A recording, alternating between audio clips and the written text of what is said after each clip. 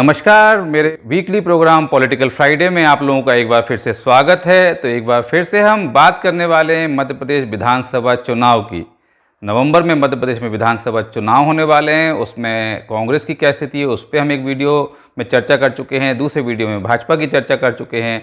अभी हम जो बात करेंगे वो पूरे मध्य प्रदेश की न करते हुए चंबल ग्वालियर रीजन की बात करेंगे, और चंबल ग्वालियर रीजन की हम बात करेंगे और सिंधिया का जिक्र ना हो ऐसा हो ही नहीं सकता। तो यहाँ हमारा आज का टॉपिक यही है कि जो आगामी विधानसभा चुनाव मध्य प्रदेश के हैं उसमें सिंधिया फैक्टर कितना काम करने वाला है। हम पूरे मध्य प्रदेश में कितना काम करेगा उसकी बात नहीं कर रहे, लेकिन हमारा ग्वालियर चंबल रीजन है जहाँ 34 विधानसभा सीट्स हैं। इन 34 जो विधानसभा सीट्स हैं इन पर सिंधिया फैक्टर कितना प्रभावशाली रहेगा, किस तरीके से वोट्स को स्विंग करेगा, किसको फ़ायदा पहुंचाएगा, किसको नुकसान पहुंचाएगा, उन बातों पर हम जिक्र करेंगे।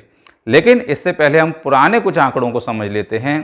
तो आप ध्यान दें कि 2018 जब विधानसभा चुनाव हुए थे, कांग्रेस को बम्पर जीत इस क्षेत्र में मिली थी।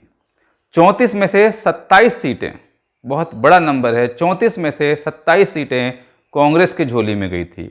और इसके पीछे बहुत बड़ा कारण ज्योतिरादित्य सिंधिया थे। सिंधिया फैक्टर की वजह से, सिंधिया के प्रभाव की वजह से इतनी सारी सीटें कांग्रेस को मिली थी। इस बात को नकारा नहीं जा सकता। अब इस बात को प्रमाणित करने के लिए 15 महीने बाद जो हुआ वो उदाहरण भी पर्याप्त है कि जो कांग्रेस को 27 सीटें, भाजपा को 7 सीटें मिली। जब 15 महीने बाद सिंधिया ने कांग्रेस छोड़कर भाजपा ज्वाइन करी, उस समय आप देखिए कितना बड़ा परिवर्तन हुआ।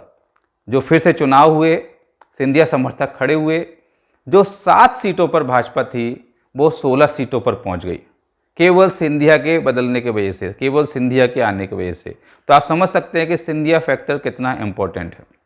यदि हम बात करें 2013 के इलेक्शन की, तो आप देखेंगे कि वहाँ पर भाजपा काफ़ी अच्छी स्थिति में थी। यदि हम वोट प्रतिशत की भी बात करें तो वोट प्रतिशत में भी आप देखेंगे कि कांग्रेस का वोट प्रतिशत 42 से ऊपर था, 42% से ऊपर था, जबकि भाजपा का प्रतिशत 36-37 के लगभग था। यानी कि कहीं ना कहीं सिंधिया फैक्टर की वजह से दो चुनाव में कांग्रेस को बहुत सीटें मिली थी, वोट प्रतिशत भी ज़्यादा था। 15 महीने बाद जब चुनाव हुए, सिंधिया जी ने जब भाजपा ज्वाइन करी तो भाजपा को सीट्स का फ़ायदा हुआ, भाजपा को वोट प्रतिशत का भी फ़ायदा हुआ। अभी 2023 में जब चुनाव होंगे तो सिंधिया जी बहुत बड़ा रोल प्ले करेंगे। पूरे मध्य प्रदेश का मुझे नहीं मालूम, पूरे मध्य प्रदेश में हो सकता है कि भाजपा की स्थिति इतनी अच्छी ना आए, क्योंकि कई सारे सर्वे ऐसे आ रहे हैं। लेकिन यहाँ हम देखें तो कहीं ना कहीं ग्वालियर चंबल क्षेत्र में सिंधिया फैक्टर बहुत बड़ा रोल प्ले करेगा। और इसके लिए कांग्रेस के पास अभी क्या प्लान है मुझे नहीं पता, क्योंकि जब बीच में चुनाव हुए थे उस समय ज़रूर कमलनाथ आए थे, उन्होंने कहा मैं पहली बार इस क्षेत्र में आया हूँ, इस क्षेत्र का विकास नहीं हुआ है, सिंधिया जी थे इसलिए मुझे ज़रूरत नहीं थी, मैं उनके भरोसे पे रहा।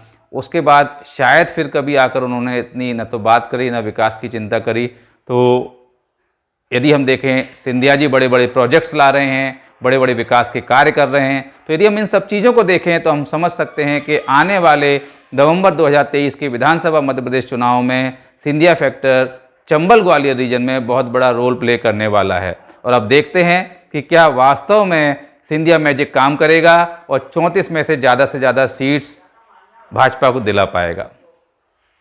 इस वीडियो को यहीं समाप्त करते हैं, अगले वीडियो में फिर मिलते हैं। जय हिंद।